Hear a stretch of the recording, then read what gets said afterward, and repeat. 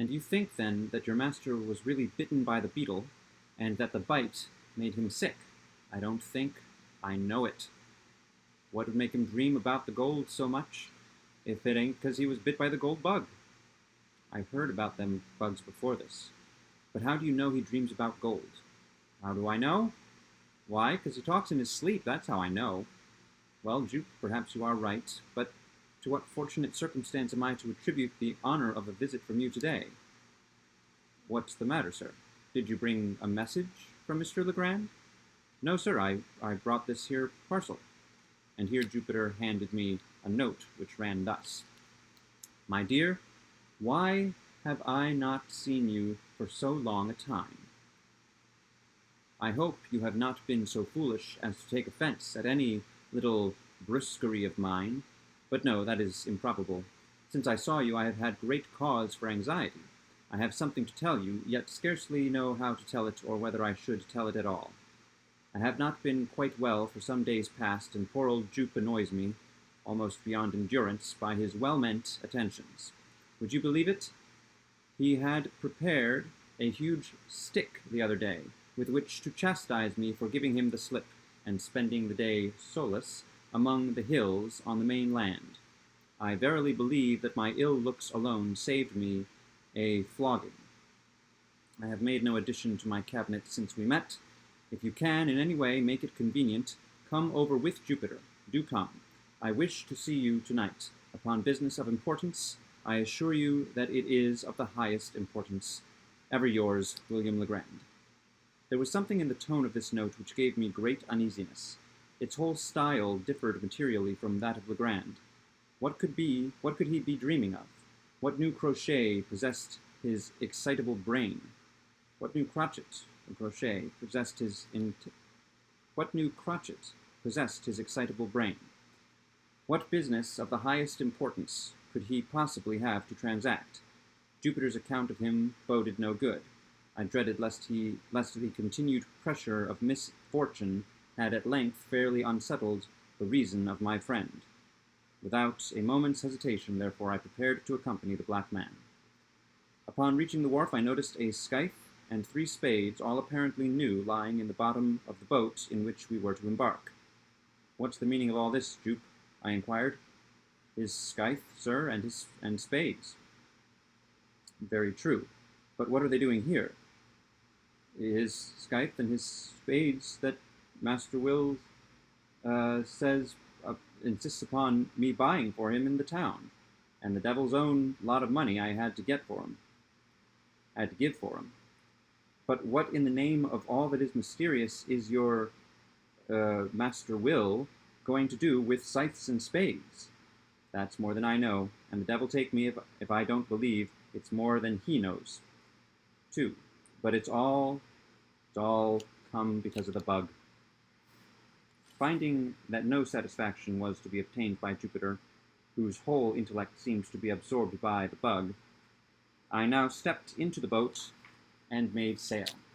With a fair and strong breeze, we soon ran into the little cove to the northward of Fort Moultrie, and a walk of some 2 miles brought us to the hut.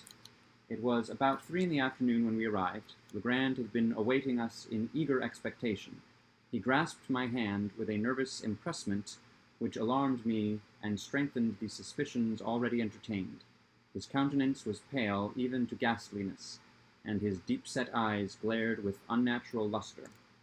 After some inquiries respecting his health, I asked him, not knowing what better to say, if he had yet obtained the scarabaeus from Lieutenant G.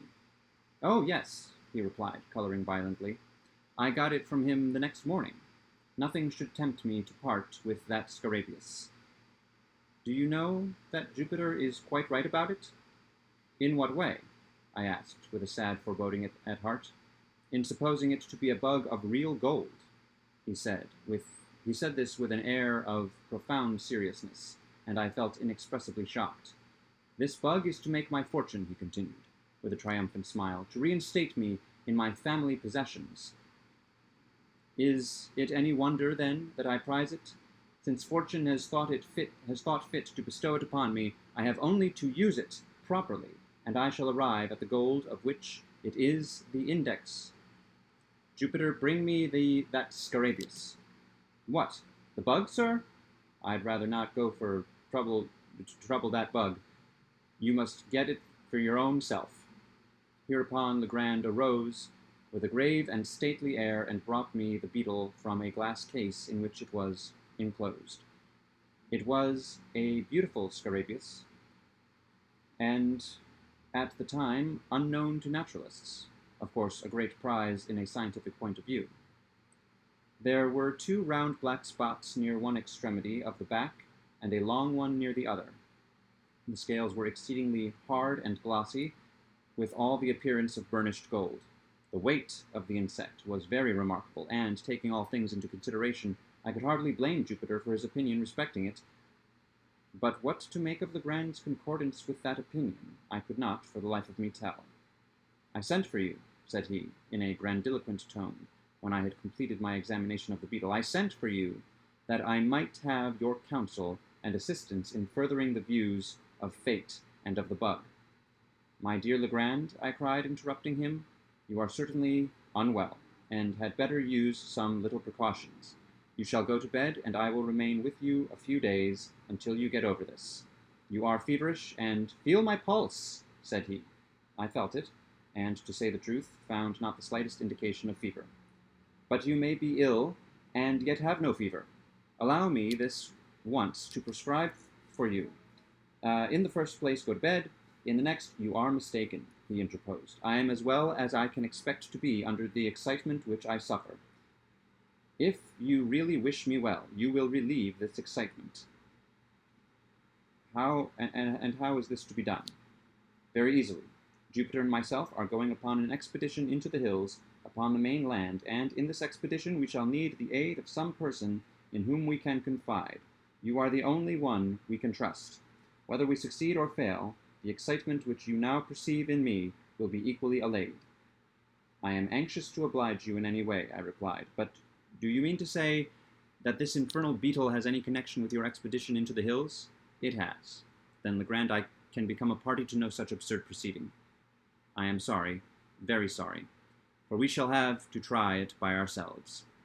"Try it by yourselves? The man is surely mad. But stay, how long do you propose to be absent?" "Probably all night. We shall start immediately and be back at all events by sunrise." "And will you promise me upon your honor that when this freak of yours is over and the bug business, good God, settled to your satisfaction, you will then return home and follow my advice implicitly as that of your physician?" "Yes, I promise. And now let us be off, for we have no time to lose." With a heavy heart I accompanied my friend. We started about 4 o'clock, Legrand, Jupiter, the dog, and myself. Jupiter had with him the scythe and spades, the whole of which he insisted upon carrying, more through fear, it seemed to me, of trusting either of the implements within reach of his master than from any excess of industry or complaisance. His demeanor was dogged in the extreme, and "that deuced bug" were the sole words which escaped his lips during the journey. For my own part, I had charge of a couple of dark lanterns, while Legrand contented himself with the Scarabaeus, which he carried attached to the end of a bit of whipcord, twirling it to and fro with the air of a conjurer as he went. When I observed this last plain evidence of my friend's aberration of mind, I could scarcely refrain from tears.